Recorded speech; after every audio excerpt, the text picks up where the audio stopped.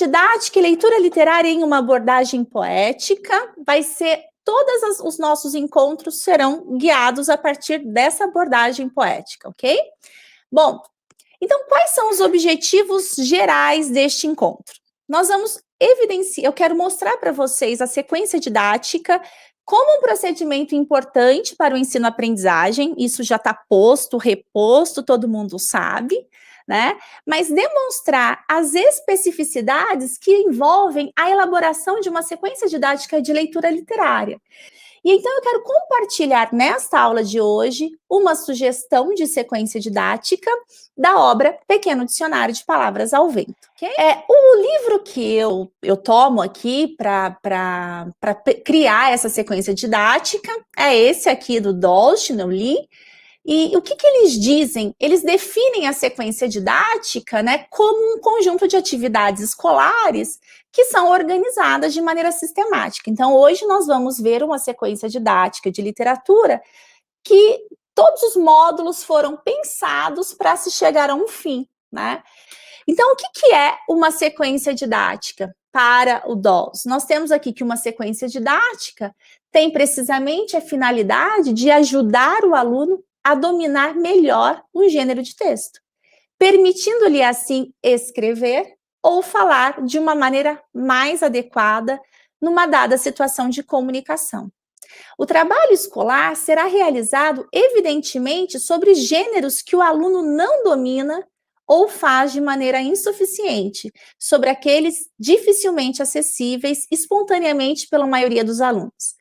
As sequências didáticas servem, portanto, para dar acesso aos alunos a práticas de linguagens novas ou dificilmente dominadas. Bom, então, só para a gente saber, são 3 slides somente dessa parte teórica, a gente já entra na literatura, só para a gente saber, para esses autores, uma sequência didática, ela tem uma estrutura de base, que pode ser representada assim, gente, né? Isso aqui eu peguei exatamente lá da página 83 do livro, que é uma apresentação da situação, já vou explicar o que vem a ser isso, uma produção inicial, né, que aqui é uma pré-leitura, os módulos que são os encadeamentos de atividades que eu vou fazer a partir de um objetivo que eu tenho que alcançar.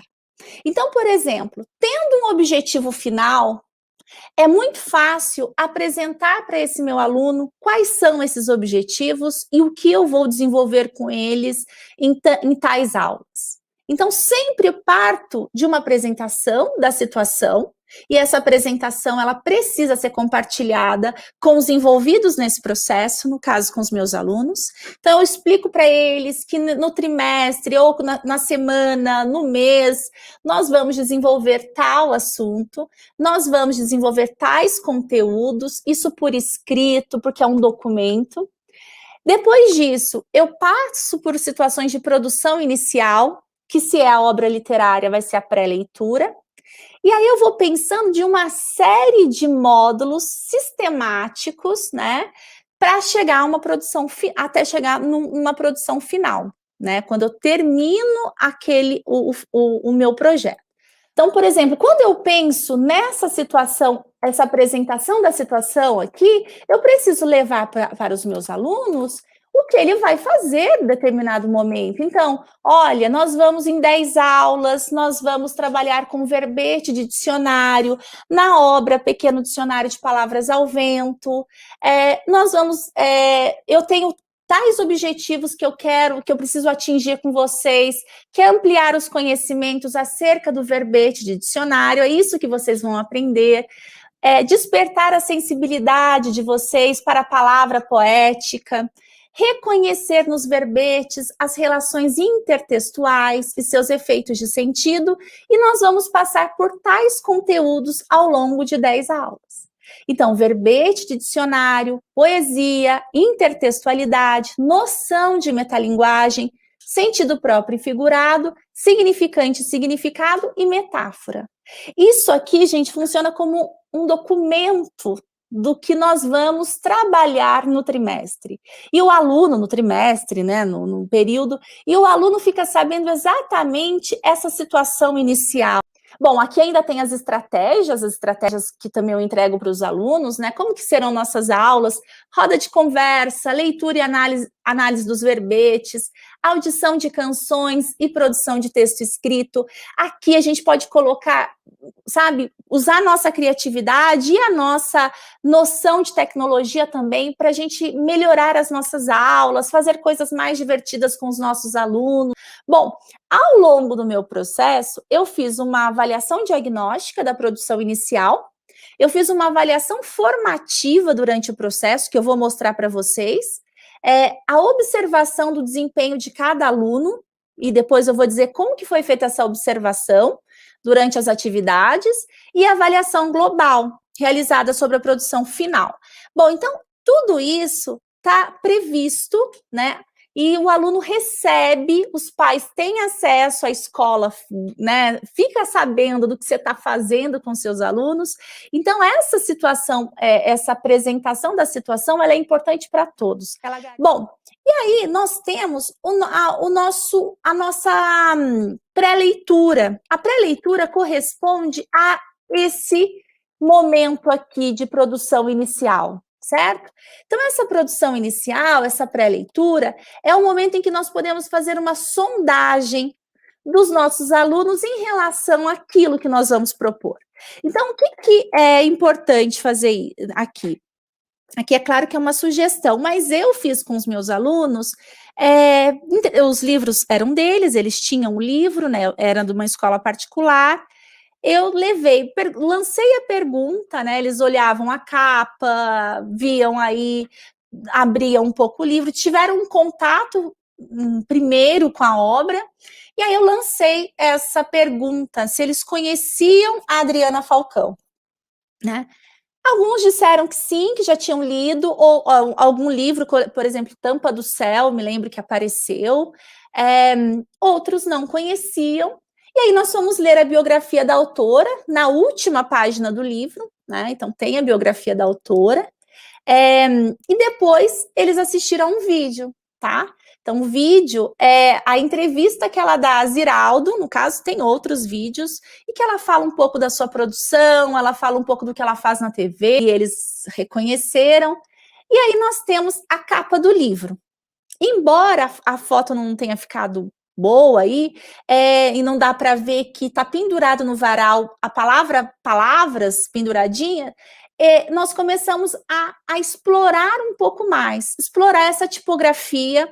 Eles viram a diferença, que pequeno dicionário está escrito com uma letra, com um tipo, né, com uma tipografia, palavras ao vento com outra, né? Aqui dá para ver melhor.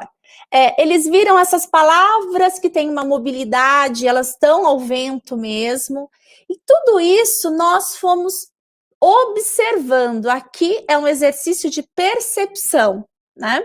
Bom, então as perguntas que eu fazia para esses alunos, que constitui essa primeira parte, que é a parte da pré-leitura, elas são importantíssimas, mas não é o momento de o aluno escrever nada ainda, tá? Então, vamos tirar essa ideia de que tudo tem que escrever. O aluno precisa escrever, mas tem momentos que a conversa, o diálogo sobre o livro é muito mais importante.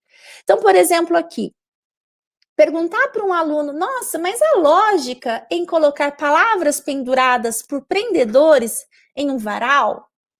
Como que é possível isso? Escutar um pouco. A escuta é importantíssima nesse processo, né, de construção dessa obra, né, nessas hipóteses de leitura. Depois, em que situação usamos prendedores? Então, eles vão falando, para segurar a roupa, para prender, para que as coisas não saiam voando, para segurar.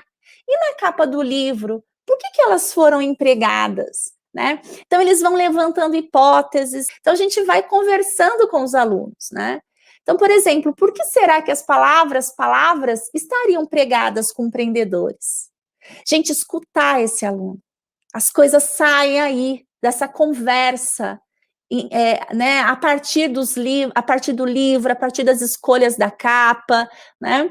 Então, o que você entende pelo título Palavras ao Vento? Professora, acho que são palavras que se não fossem os prendedores, elas saíam por aí, né? Então, a gente vai conversando aqui sem o intuito de certo ou errado e sem o intuito de nós, professores, darmos as respostas. Esse momento a gente pode registrar na lousa, registrar num lugar que possa ficar colado, ou registrar por nuvens de palavras em app, depois fazendo aí uma nuvem de palavra para deixar. Então, a gente pode usar todas as nossas, o que a gente tiver, que a gente transitar melhor aí para fazer isso com os nossos alunos. Bom, depois nós chegamos, e aí pode ser que ainda seja a primeira aula, né? Então a gente vai levando em consideração esse título, Pequeno Dicionário de Palavras ao Vento, levando em consideração também o tipo da letra, né? Pequeno dicionário está de um jeito, Palavras ao Vento está com uma letra mais fluida, que tem mais movimento. Pensando nessa imagem dessas criancinhas, uma colocando no varal as palavras, o outro segurando um potinho com palavras, né? E também a função de um dicionário, nesse momento, um aluno do 7º ano sabe o que é a função de um dicionário. Talvez, se você der aula para menores, talvez o seu módulo seja aí pensar e buscar também se ele sabe o que é um dicionário, né? Você precisa levar isso em consideração, né? Então, mas para o meu aluno aqui, de 7º ano, levando em consideração o título, a imagem da capa, a função de um dicionário, que hipótese de leitura você tem a respeito da obra em questão? Ah, professor, eu acho que é um livro de palavras aí que são diferentes. Aí vocês vão escutando o que eles têm. Ah, uma palavra solta. Mas o que é uma palavra solta? Uma palavra que não tem, assim, um significado muito fixo, muito rígido. E aí você vai jogando palavras para que essa, né, vai também colocando outras perguntas para que essa conversa, né, vá se direcionando também. Então, para que são essas palavras ao vento? Repare que a gente já está começando, para nós que sabemos aí de palavra poética, a gente já está começando a aquecer as turbinas para a entrada da palavra poética. O que é uma palavra ao vento, né? Uma palavra solta, uma palavra não rígida, né? Aí vem, pense em todas as palavras que existem em diferentes línguas no mundo. Em que local as palavras de uma língua ficam guardadas? Então, aqui a gente vai saber, né, que um aluno tranquilamente diria que era no dicionário, um aluno do 7º ano, tá? Então, ele vai dizer. Então, aí eles vão ter um tempo para folhear este livro. Aí é importante também que aqui a gente vá chamando atenção para as partes do livro, né? Então, aqui, olha, vejam o índice desse livro, olha como esse índice se mostra. É comum um índice assim? Ah, professora, mas eu acho que por ser um dicionário faz sentido. As palavras com a letra A, tá na página 8, as palavras com a letra B, né? Então, escutem esses alunos, né? Então, assim, a partir do que você folheou, assim, por cima, você acha que é uma narrativa que vai ter aí? É um poema? Ou é um outro gênero? Né? Então, no 7º ano, eles falam, narrativa não é, porque não está contando uma história. Poema também não, acho que não, professora. Mas tem uma definição, é um dicionário, né? Que critério lhe permitiu chegar a essa conclusão? Então, aqui, eu vi que tem uma palavra e uma definição em seguida, né? Então, vão observando e vão jogando as perguntas e eles respondendo assim na conversa, manuseando o livro, né?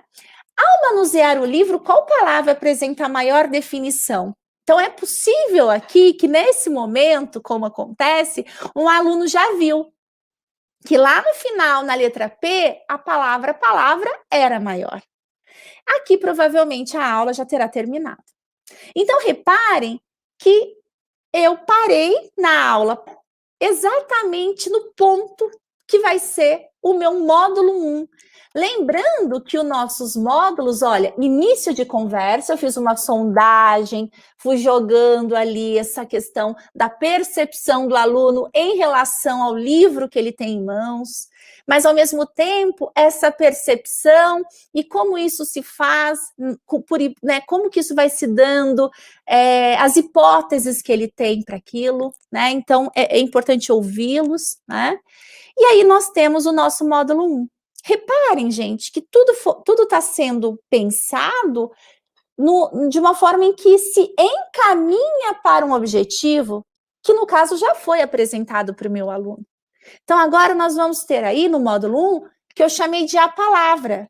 E aí, nosso aluno vai ter lá, numa outra aula, o módulo 1, a palavra. Para ele, vai continuar a sequência de números, tá vendo? 6, lá na anterior era 5, até para facilitar a nossa vida, senão, né? Mas nós sabemos que aqui é um módulo. Aqui nós temos um objetivo com isso, né? Então eu pensei, bom, sendo um dicionário de palavras ao vento, eu preciso trabalhar essa palavra, que meu objetivo não é só o dicionário. Eu quero trabalhar também a palavra poética. Isso com o meu aluno do 6º ano, e já preparando esse meu aluno para essa palavra poética que virá com maior intensidade no Manuel Bandeira, que era a obra que eu ia ler e analisar com eles, né? Então, o que nós temos aqui? Leia a definição do vocábulo palavra. Lembrando que na aula anterior, nós já tínhamos parado aqui, ó, qual palavra apresenta a maior definição. E aí nós vamos ler. Lembrando que este vocábulo, ele ocupa 3 páginas do livro, tá?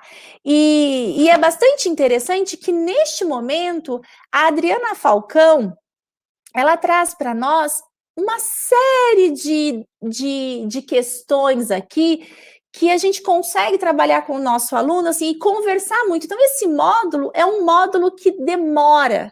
Então, aqui, por exemplo, ó, Adriana Falcão, ao definir o vocábulo palavra, mostra-nos uma condição necessária para o poeta brincar com a palavra. Que condição é essa? Se nós começarmos a ler a definição do palavra, está escrito assim: as gramáticas classificam as palavras em substantivo, adjetivo, verbo, advérbio, conjunção, pronome, numeral, artigo e preposição.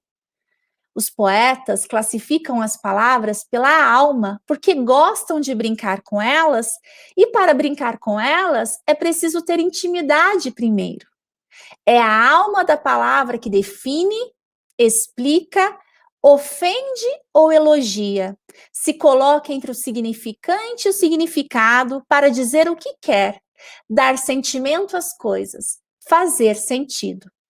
Aí ela começa a dizer assim, ó, nada é mais fúnebre do que a palavra fúnebre. Nada é mais amarelo do que o amarelo palavra. Nada é mais concreto do que as palavras C-O-N-C-R-E-T-O, concreto, dispostas nessa ordem e ditas dessa forma, assim, concreto. E já se disse tudo, pois as palavras agem, sentem e falam por elas próprias.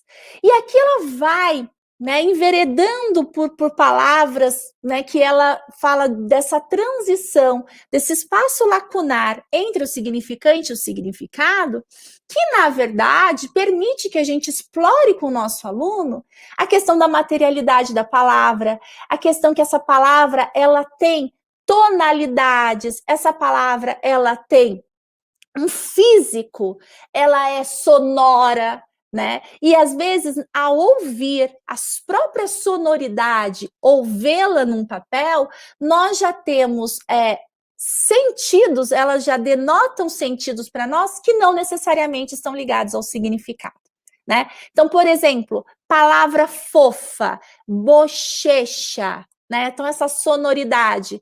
Palavra ríspido, essa palavra ríspido, ela já é cortante em si, né? Então, a gente já começa a levar o nosso aluno a começar a experimentar a palavra, tanto pela vocalização, eles vão vocalizando essa palavra, né? Então, é legal, nesse momento, levar também outros, né, outras obras, também poesia oral, uma série de outras coisas, para que esse aluno vá percebendo as palavras. Sabe, é um momento de percepção, para que eles percebam que aquela palavra que nós usamos sempre, elas podem mostrar tantas outras coisas para nós que às vezes a gente não percebe, né? Então, ríspido, olha como ríspido é uma palavra que corta, é uma palavra que fere. Olha o que ela faz na nossa boca, né? Então, ríspido. Né? Então, a gente começa a experimentar essas palavras para que eles percebam a materialidade dela. Né? Então, reparem que eu ainda não estou falando de a palavra poética é. Eu estou falando de experimentações, eu estou falando de percepções. Né? Então, aqui, logo no início, a Adriana Falcão vem falar dessa condição necessária para o poeta brincar com a palavra. Esse aluno, somente por uma habilidade de encontrar informações no texto, ele vai chegar que para brincar com ela é preciso ter intimidade. Não tem problema que a habilidade seja apenas chegar e buscar ali, né, uma informação explícita. O que eu quero é a conversa a respeito dessa informação explícita. O que essa condição de ter intimidade significa para você? É claro que nesse momento seu aluno não vai saber falar em relação à palavra, mas ele vai saber se colocar. Bom, se eu tenho intimidade, eu posso conhecer mais um amigo, por exemplo. Se eu tenho intimidade com um amigo, eu posso brincar com ele de um jeito que outros não podem. Então, a condição, né, para brincar com as palavras é ter intimidade. Né? Então, a gente começa a perceber essa abertura desse aluno e a necessidade de tentar entrar nesse universo de intimidade com a palavra, né? Para que a gente chegue a essa noção de palavra poética. Bom, feito isso a aula acabou, né? Aí vai ser uma conversa grande. E aí nós chegamos no outro dia, né? Módulo 2. O que eu quero do módulo 2? Mostrar para esse meu aluno que, numa obra literária, autor e leitor são grandes parceiros. Eu preciso mostrar para esse aluno que a obra só se faz com o leitor. Né? Então, eu estou falando de uma criança de 7º ano. Então, se as coisas são muito postas para nós, nem sempre para a criança a gente precisa, né, ir também educando essa criança para o sensível, mas também para essa relação com a literatura, né? Então, quem tem a primazia numa obra é o leitor. Sem o leitor nada acontece. Né? Então, o leitor, junto com o autor, forma parceria, sendo, portanto, coautor do processo. Então, aqui eu coloco o aluno numa relação de, olha, eu sou responsável por esta obra, eu sou coautor, eu assino junto com a Adriana Falcão. Isso significa que eu participo da obra, sou eu que vou atualizar tudo que está aqui, eu que vou preencher os espaços, né? Então, sem o leitor, nada é construído. Adriana Falcão conta com um leitor que, assim como o poeta, tenha intimidade com as palavras, para poder perceber o seu significado pela cara. E cara aí, lógico que para o aluno, esse pela cara que elas têm, eles vão começar aos pouquinhos perceber pela materialidade, né? Então, o que ela tem de visual, o que ela tem de sonoro, né? Essa palavra antes mesmo do significado. Então, eu estou falando aí, gente, de significante. Né? Então, se vocês lembrarem, um dos objetivos lá que eu mostro para o meu aluno é essa noção de significante e significado. Tá? Olha quanta coisa envolve uma elaboração de uma sequência didática pautada nessa relação de responsabilidade com a obra literária, né? Então, quando eu falo para o meu aluno, né, que ele é coautor, que ele vai participar, que a obra conta com ele, da mesma forma como esse poeta que tem intimidade com as palavras, para poder perceber o seu significado pela cara que elas têm, aqui eu estou falando, olha, vamos esquecer um pouquinho, é claro que não dá para excluir totalmente o significado da palavra, mas vamos pensar nessa palavra pela cara que ela tem, pelo jeito que ela desenha no papel, ou pela sonoridade que ela faz nessa vocalização. Quando eu pronuncio essa palavra de uma forma bem articulada, o que ela evidencia, né? Então, para isso, exige do leitor tais habilidades. Então, ter intimidade passa por ter um repertório. E aí eu explico para esse meu aluno, repertório é o conhecimento linguístico, é a sua capacidade de ler, tanto de decodificar, mas também seu conhecimento de mundo, as suas relações, o que você vai, as suas inferências, tudo isso está no ato da leitura, né? Mas não só, tem gente que vai ter conhecimento linguístico, sabe ler, tem conhecimento de mundo, mas não tem sensibilidade. Pessoas que não têm sensibilidade para perceber o poético perdem 50% de qualquer obra literária. Vocês estão percebendo a responsabilidade? E tudo isso, gente, é dialogado com o meu aluno, né? Então, sensibilidade para perceber o poético. Então, e aí eu compartilhava com eles, e o meu papel aqui é, né, sendo uma apaixonada por literatura, sendo professora de português, né, de vocês, eu sou responsável por isso, eu sou responsável pela relação que vocês têm com a obra literária. E aí nós chegamos aqui. Depois disso, eu falo, agora nós vamos ler algumas definições desse dicionário. Aí as páginas estão aqui, eu coloquei para vocês, e eu falava para eles assim, vocês vão tentar entender o sentido. Aqui é tentativa de entender o sentido dessas palavras. Caso você não entenda, indique que tipo de habilidade lhe faltou para compreender o sentido. Então, lembrando que a Adriana Falcão colocava lá na definição da palavra que, para o leitor, né, ter intimidade com as palavras, né, para perceber o seu significado pela cara, ele tinha que ter repertório e sensibilidade, né? E aí aqui eu colocava para eles, e pode ser em conversa, tá? Enquanto a gente lê e conversa, ou pode ser também para eles escreverem, depende da sua intenção. Eu perguntava, que habilidade lhe faltou, caso você não tenha conseguido? Repare que não é quem consegue responder, mas o que faltou para que você conseguisse chegar ao significado? Porque se é um dicionário, tem a questão aí do significado, né? O que é um dicionário? O dicionário é o lugar onde as palavras estão e que nós conseguimos chegar a um significado delas, né? Então, por exemplo, definição de abandono. Quando uma jangada parte e você fica. Aqui, gente, eu começo a trabalhar com o meu aluno, e aí eu posso até pedir para eles desenharem. Eu começo a trabalhar a evocação da palavra. Falar quando uma jangada parte e você fica, significa colocar em movimento algo que se dá por uma experiência que ele já teve. Ele pode não ter nenhuma relação, nunca ter visto uma jangada, mas ele é capaz, pela experiência que ele tem no mundo, de perceber essa jangada se distanciando, por exemplo, num porto, num rio, e alguém que queria muito estar naquela jangada não ter entrado nela, não ter ido.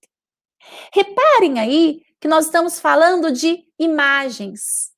Nós estamos falando de uma definição que traz uma imagem para esse leitor, uma imagem mental. Não é uma imagem na página, uma imagem mental de algo ali que se mostra como abandono.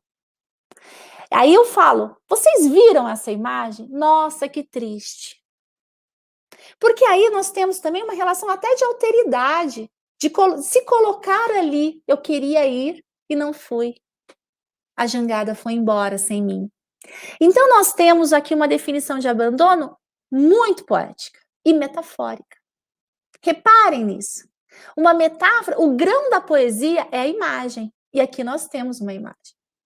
Quando uma jangada parte, você fica, né?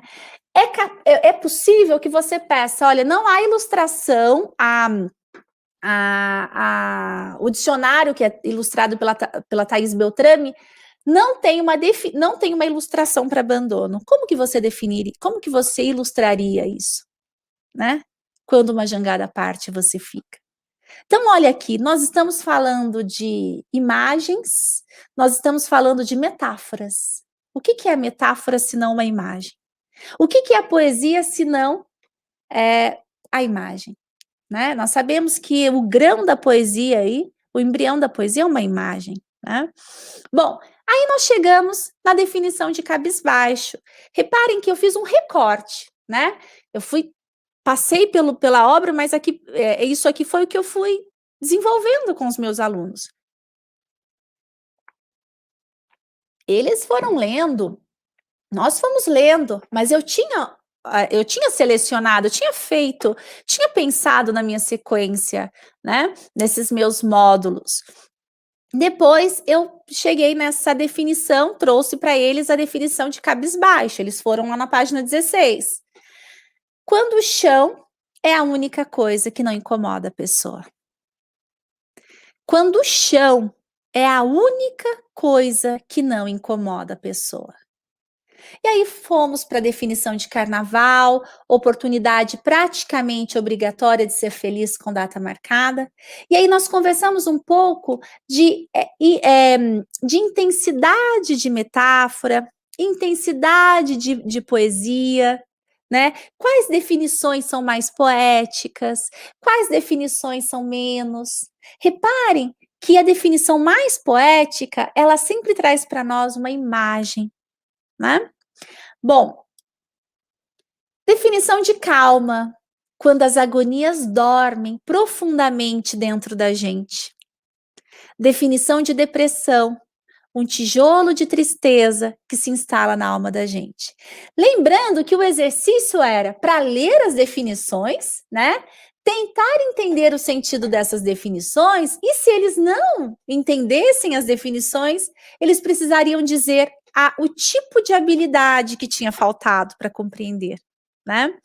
Por que isso? Porque eles precisam saber que às vezes vai ser repertório e às vezes vai ser só sensibilidade, né? Para chegar aí, tá? Aí nós passamos pela letra H, que é uma definição bem bacana. Oitava letra do alfabeto, que deve sentir um imenso complexo de inferioridade quando está lá. Mas ninguém escuta em começo de palavras. Então imagina, gente, a letra H deve sentir um imenso complexo de inferioridade porque ninguém consegue escutá-la. Ela não tem som, né?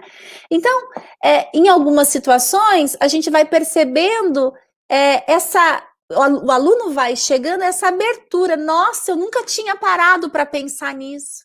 O que é a poesia, se não aquele olhar, né? Quando que ninguém tinha parado para pensar, mas alguém foi lá e pensou, alguém foi lá e percebeu, alguém foi lá e escreveu, né? Bom, depois nós temos uma definição de haikai, eu fiz questão de trazer, por quê? Porque eu sabia que eles não saberiam haikais, pelo menos a minha turma, e aqui eu mostro para eles, ó, como eu gostaria de, com apenas 3 frases, fazer poesia. Neste momento, eu levei uns haikais para eles, para perceber como que isso se dava, mas aqui a ideia era chegar a essa... ela definiu o haikai por um haikai. Eu queria que ele tivesse uma noção dessa metalinguagem, né? Uma linguagem por meio da sua materialidade, explicando o que ela é, né? Então, definição de haikai, como eu gostaria de, com apenas 3 frases, fazer poesia. Então, existe uma definição de haikai, né?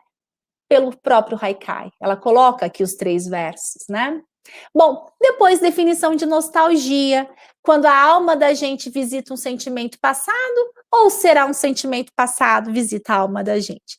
Então, repare que a gente foi passando por isso e observando que o dicionário de palavras ao vento era um dicionário diferente.